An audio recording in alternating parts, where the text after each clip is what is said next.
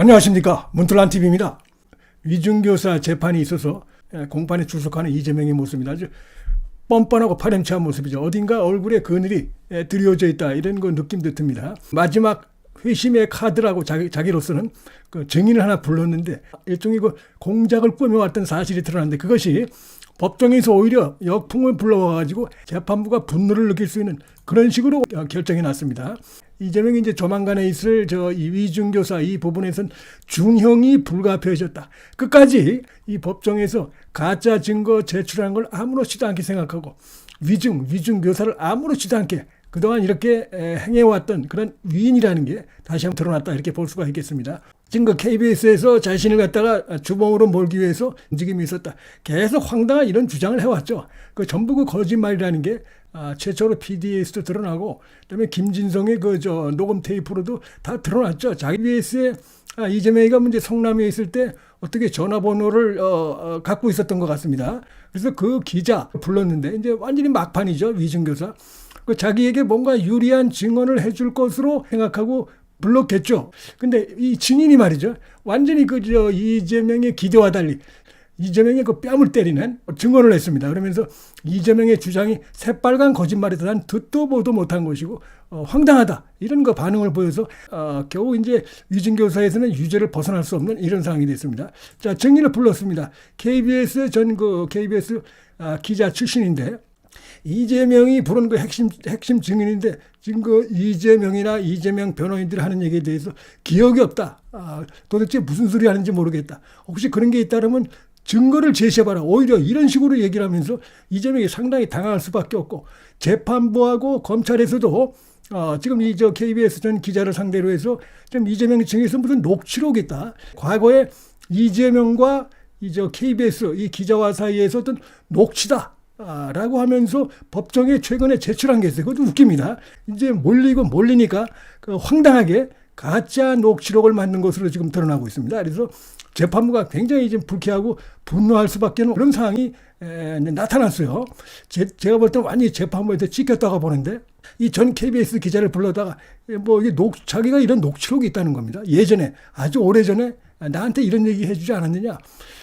지금 KBS에서 이재명을 이렇게 주범으로 몰아가는 이런 것이 있다라고 나한테 얘기해줘서 내가 그래서 고맙다고 내가 당신한테 전화도 몇 번 하지 않았느냐, 이런 얘기를 이제 이재명이 하니까 이 KBS 기자가 뭔 소리 하는 거냐, 그 귀신 씨나라 까먹는 소리 하지 마라, 전혀 기억나지 않는다, 그리고 지금 얘기하고 있는 여러 등장인물을 나는 전혀 모르는 사람들이다 라면서 전면적으로 법정에서 부인을 해가지고 완전히 이게 지금 보면은 결국 이제 이재명의 의도가 전혀 먹히지 않았고, 그다음에 녹취록 자체에 대해서 KBS 기자가 녹취록만 얘기하지 말고 육성이 있으면 또 한번 들려줘봐라. 그럼 내가 좀 더 기억하겠다 했더니 육성은 또 없어요. 얼마나 이게 간악한 이런 거 재판 받는 태도인가 볼 수가 있습니다, 이게. 그러니까 녹취록을 가짜로 만든 거예요. 그래가지고 그냥 그 기자를 불러다가 이렇게 하지 않았느냐라고 이제 주장하는데, 이 기자가 똘똘하게 기억이 나지 않는다라고 하면서 그 정도뿐만이 아니고 지금 얘기하는 내용 들어보니까 내가 다 모르는 사람들이다 라면서 얘기해서 사실상 그 재판부가 보면 이재명이 법정을 좀 기망하려고 한다. 예를 들면은 아직 KBS가 이러면 안 된다는 생각으로 나한테 좀 제보를 해주지 않았느냐, 검사 사칭을 이재명이 한 것처럼 하려고 한다고 하지 않았느냐. 그러니까 KBS 전 기자가 지금 이런 대화가 지금 존재한다고 얘기하는 건가? 라고 되물으면서 그동안 이제 이재명이가 위중교사 재판에서 앞서 바로 오늘 나온 이전 기자와 통화한 녹취록이다, 핵심 증거다, 이걸로 이제 반박이 된다 라면서 이런 거 누명을 썼다라고 했는데, 오늘 그 KBS의 기자가 나와가지고 무슨 소리 하는 거냐 라면서 이재명의 위선, 법정에서 사실상 그 가짜 증거 제시하는 걸 아무렇지도 않게 생각하는 이재명의 실체가 오늘 드러났다고 봅니다. 이 KBS 신모 차장은 일전에 나온 바가 있죠. 신모 차장도 전혀 지금 이재명의 사실이 아니다고 한 바가 있는데, 그런 얘기를 이재명에게 하지 말아달라고 한 전화를 못 들었느냐, 이런 식으로 지난번에 나왔던 신모 차장의 증언까지 신뢰할 수 없는 것이냐, 이렇게 몰고 가기 위해서 막 이런 식으로 질문을 던지는 겁니다. 질문을. 그러니까 KBS 기자가 나는 신 차장이 누군지도 모른다, 이런 얘기가 딱 끝난 겁니다. 이게 기억이 안 난다가 아니고 완전히 번지수를 잘못 짚은 거예요. 이재명이가 지금 공작을 하려다가 하나도 먹히는 게 없습니다. 기억나지 않는 정도가 아니라 나는 그 신 차장이 누군지도 모른다. 이렇게 얘기해버리니까 완전히 이거 망했다. 이렇게 볼 수가 있겠습니다. 자, 이런 걸 보면서 아마 재판부가 지금 참 이재명이 참 위선과 위증, 공작으로 똘똘 뭉쳐있건 걸 다시 한번 느꼈을 겁니다. 그동안 무슨 녹취록이라고 했는데 그 녹취록에 당사자가 나왔는데 뭔 소리인지 모르겠다. 하면서 조목조목 반박을 한 겁니다. 그래서 재판부와 검찰도 재차 확인했어요. 이제 재판이 다 끝나가니까 막판이니까 재판부와 검찰도 재판부가 이재명과 대화한 녹취록이 오늘 나온 증인과 대화하는 거라고 하는데 전혀 기억이 나지 않느냐 물어보니까 기억나지 않는다. 그 저기 녹취록에 제가 모르는 사람들이 자꾸 등장하는데 내가 그 사람들을 언급하면서 저런 얘기를 했다는 걸 받아들이기 힘들다. 사실상 다 부인한 거죠, 이재명 얘기가. 오래전 얘기니까 기억나지 않는다라고 얘기하면서도 중요한 거는 등장인물들이 자기가 모르는 사람들이에요. 그러니까 이거는 단지 기억나지, 오래돼서 기억나지 않는 것이 아니라 이 녹취록이 가짜다. 그러니까 녹취록이 사실이라 그러면 녹음 테이프 그걸 틀면 될 거 아닙니까? 그건 또 안 틀어요. 이재명이 이런 짓을 하는 겁니다. 이재명이. 지금 이런 식으로 지금 위증을 하고 위증교사라고 가짜 증거를 제출하고 법정 밖에서 지금 이제 수의 힘을 가지고 검사와 재판부를 겁박하고 이런 그 짓을 하고 있는 게 다 기본적으로 인성이 이런 자다. 다시 한번 드러났다. 자, KBS와 김병량이 고인이 된 김병량이 이재명을 주모로 몰자는 모종의 뒷거래를 했다는 말을 들어본 사실이 있냐 그랬더니 거기에도 몰랐다. 내가 그런 거 이게 중요합니다. 모른다 나는. 그리고 내가 그런 것을 알 위치에 있지도 않다. 당연하죠.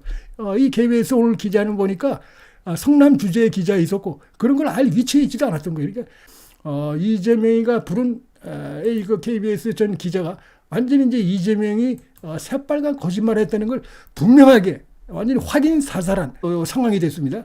자, 이 전 기자가 거듭 이재명과 통화 사실 자체를 부정하자, 자, 이번엔 검찰이 이게 아주 재미난 장면입니다.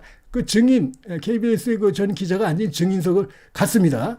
증인석에 딱 다가가가지고 직접 지금 이재명이 제출한 통화 녹취록을 건네줬어요.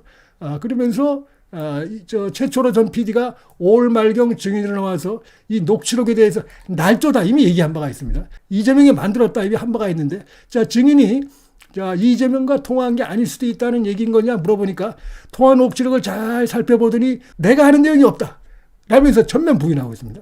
그 다음에 육성이나 녹음 파일을 들려달라. 그럼 내가 정확하게 기억할 수 있을 것 같은데, 기본적으로 내가 누차 말씀드리지만 신 차장이니 노조니 기자협회 이렇게 하면 내가 대화할 수 있는 위치에 있지 않았다. 난 잘 모른다. 그 사람들 모른다. 이래가지고 이재명이 법정에서 이 황당한 가짜 이 녹음물도 아니고 녹취록을 가지고, 근데 어떻게 여기서 이제 선고 날이 다가오니까 황당하게 녹취록을 만들었는데, 이모 기자하고 이모 기자로부터 자기가 받은 내용이라 하면서 녹취록을 이렇게 만들어가지고 막 물어보는 겁니다. 이모 기자한테. 그러니까 오래됐으니까 기억을 못할 수도 있겠지만, 그러나 가만히 얘기 들어보니까 자기가 모르는 사람들, 자, 이런 사람들 얘기하니까 완벽하게 부인했다고 생각이 됩니다. 그러면서 이게 당황한 이재명이가 증인으로 나온 이전 기자에게 증인이 성남 주재 기자를 하고 내가 성남 시민운동을 하면서 시정 감시 운동을 했기 때문에 성남시청에 대해서 아는 게 있지 않았냐 라면서 이게 황당한 얘기죠. 그냥 던져보고 하나 걸리겠지 겁니다.